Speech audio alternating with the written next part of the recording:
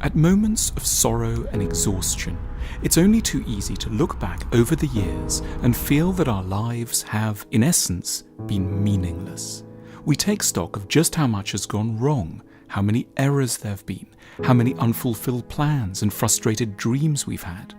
We may feel like the distraught, damned Macbeth, who, on learning of his wife's death, exclaims at a pitch of agony that man is a cursed creature who struts and frets his hour upon the stage and then is heard no more.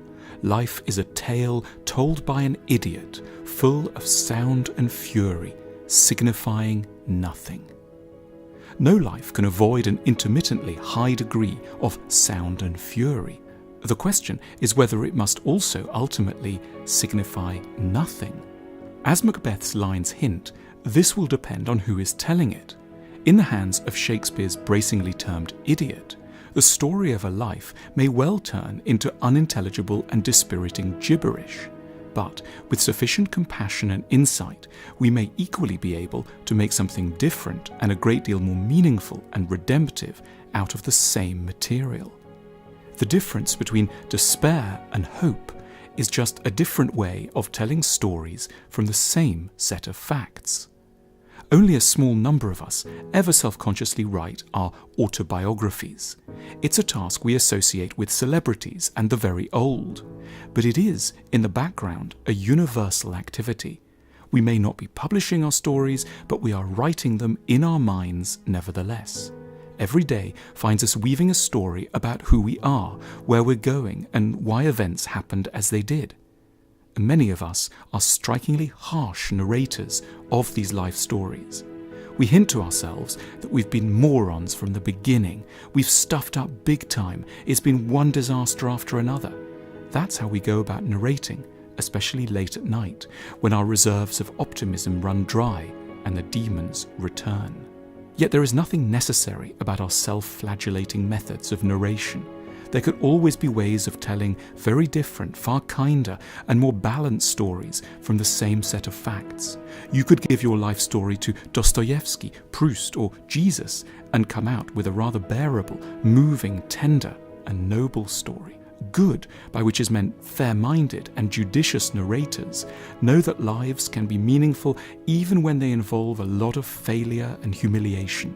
Mistakes don't have to be absurd. They can be signs of how little information we have on which to base the most consequential decisions. Messing up isn't a sign of evil. It's evidence of what we're up against. Not all the disasters are wasted anyway. Maybe we spent a decade not quite knowing what we wanted to do with ourselves professionally. Maybe we went through a succession of failed relationships that left us confused and hurt a lot of people. But these experiences weren't meaningless because they were necessary to later development and maturity.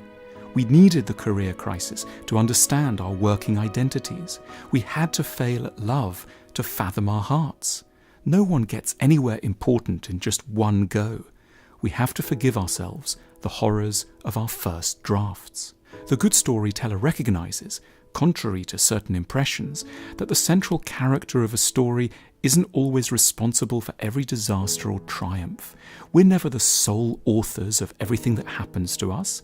Sometimes it really will be the economy, our parents, the government, our enemies, or simply the tragic dimensions of human existence that are to blame. Good narrators don't always over-personalize.